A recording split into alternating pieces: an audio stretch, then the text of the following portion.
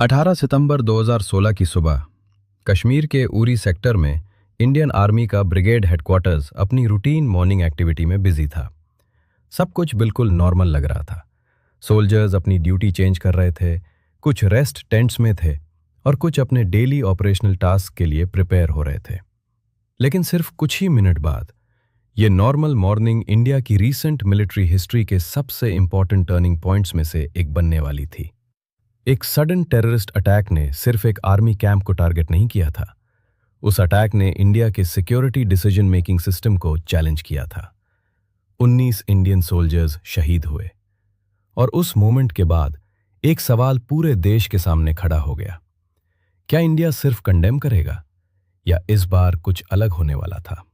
दिल्ली में emergency level की meeting start हो चुकी थी, मिलिट्री लीडरशिप एक्टिव हो चुकी थी, इंटेलिजेंस एजेंसीज मूवमेंट में आ चुकी थी और इसी वक्त एक ऐसा डिसीजन शेप लेना स्टार्ट हुआ जो आने वाले सालों के लिए इंडिया की सिक्योरिटी डॉक्ट्रिन को चेंज करने वाला था।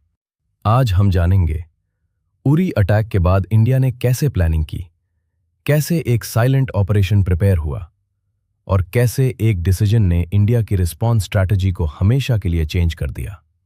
और सबसे इंपॉर्टेंट, इस पूरी प्लानिंग के सेंटर में कौन था? Welcome to truth decode. 18 सितंबर 2016। लोकेशन था उरी सेक्टर। यहां इंडियन आर्मी का एक इंपॉर्टेंट ब्रिगेड हेडक्वार्टर्स लोकेटेड था। यह बेस सिर्फ एक कैंप नहीं था, यह फॉरवर्ड डिप्लॉयमेंट कोऑर्डिनेशन का मेजर सेंटर था। सुबह लगभग 5:30 बजे 4 heavily armed terrorists line of control cross करके कैंप के पास पहुंच चुके थे। उनके पास ऑटोमेटिक राइफल्स थे, ग्रेनेड्स थे, इंसेंडियरी एमिनेशन था और सबसे डेंजरस चीज, एक प्लान्ड स्ट्रैटेजी थी। सबसे पहले उन्होंने स्लीपिंग टेंट्स टारगेट किए। ये टेंट्स टेम्पररी स्ट्रक्चर्स होते हैं और इजीली फायर कैच कर लेते हैं। अटैक का फर्स्ट इंपैक्ट वही हुआ। एक्सप्लोजन के बाद फायर रैपिडली स्प्रेड हुई। सिचुएशन मिनट्स के अंदर कंट्रोल से बाहर चली गई। इंडियन सोल्जर्स ने इमीडिएटली रिस्पॉन्स दिया। काउंटर फायर स्टार्ट हुआ, लेकिन attack already heavy damage create कर चुका था। 19 सोल्जर्स शहीद हो गए।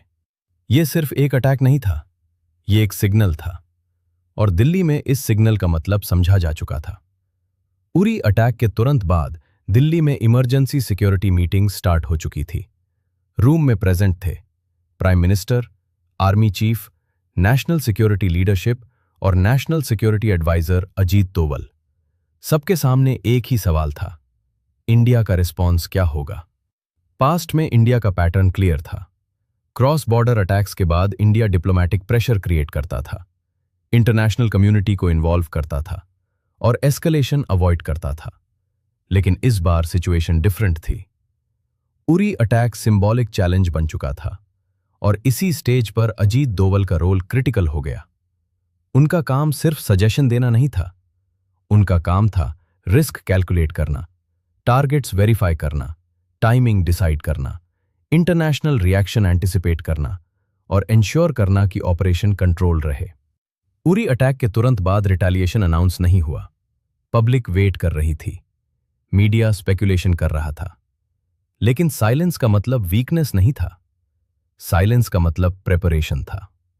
सैटेलाइट सर्वेलेंस इंक्रीज हो चुकी थी, कम्युनिकेशन इंटरसेप्ट सिस्टम्स एक्टिवेट हो चुके थे, लॉन्च पैड्स आइडेंटिफाई किए जा रहे थे, मल्टीपल इंटेलिजेंस एजेंसीज कोऑर्डिनेशन में काम कर रही थी। टारगेट्स रैंडम चूज नहीं किए गए थे, केयरफुली वेरीफाई किए गए थे और इसी वक्त डिप्लोमैटिक ग्राउंड वर्क भी क्वाइटली स्टार्ट हो चुका था। इंटरनेशनल पार्टनर्स को सिचुएशन एक्सप्लेन की जा रही थी, एविडेंस शेयर किया जा रहा था, ग्लोबल परसेप्शन प्रिपेयर किया जा रहा था। Indian army special forces activate किए गए। ये सोल्जर्स स्पेशली ट्रेंड होते हैं। Night infiltration, terrain navigation, silent movement, precision targeting, close range combat. Satellite imagery analyse की गई, वेदर पैटर्न्स चेक किए गए, एंट्री रूट्स मैप किए गए, एग्जिट रूट्स प्लान किए गए। हर स्टेप रिहर्स किया गया, हर रिस्क कैलकुलेट किया गया। पब्लिक को लग रहा था इंडिया वेट कर रहा है, रियलिटी में इंडिया प्रिपेयर कर रहा था। 28 सितंबर 2016 की रात कश्मीर के पहाड़ों पर डार्कनेस डिसेंड हो चुकी थी। बॉर्डर के दोनों तरफ साइलेंस था। लेकिन इस साइलेंस के अंदर ऑपरेशन स्टार्ट हो चुका था।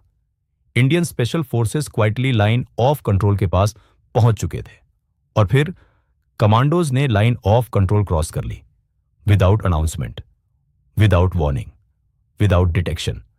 अब सोल्जर्स एनिमी टेरिटरी के अंदर थे। लॉन्च पैड्स आइडेंटिफाई हो चुके थे। फाइनल सिग्नल दिया गया। स्ट्राइक स्टार्ट हुई। Multiple launch pads simultaneously destroy किए गए। मिलिटेंट इंफ्रास्ट्रक्चर न्यूट्रलाइज किया गया। ऑपरेशन फास्ट था, प्रिसाइज था, कंट्रोल्ड था और सबसे इंपॉर्टेंट, विथड्रॉवल सक्सेसफुल था। कमांडोज सेफली वापस आ चुके थे। मिशन कंप्लीट हो चुका था। नॉर्मली ऐसे ऑपरेशन सीक्रेट रखे जाते हैं, लेकिन इस बार इंडिया ने ऑपरेशन पब्लिकली अनाउंस किया। यह अनाउंसमेंट स्ट्रेटेजिक था। इंडिया ने क्लियर मैसेज दिया, क्रॉस बॉर्डर टेरर अटैक्स का रिस्पॉन्स दिया जाएगा और जरूरत पड़ी तो लाइन ऑफ कंट्रोल के उस पार जाकर भी दिया जाएगा।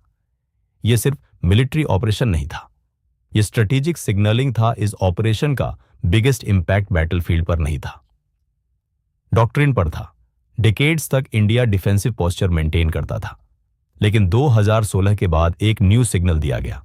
कंट्रोल्ड रिटेलिएशन पॉसिबल है, प्रिसिजन स्ट्राइक पॉसिबल है, क्रॉस बॉर्डर रिस्पॉन्स पॉसिबल है और इसी डॉक्ट्रिन शिफ्ट के सेंटर में था intelligence planning, risk calculation, timing selection, diplomatic preparation, strategic signalling.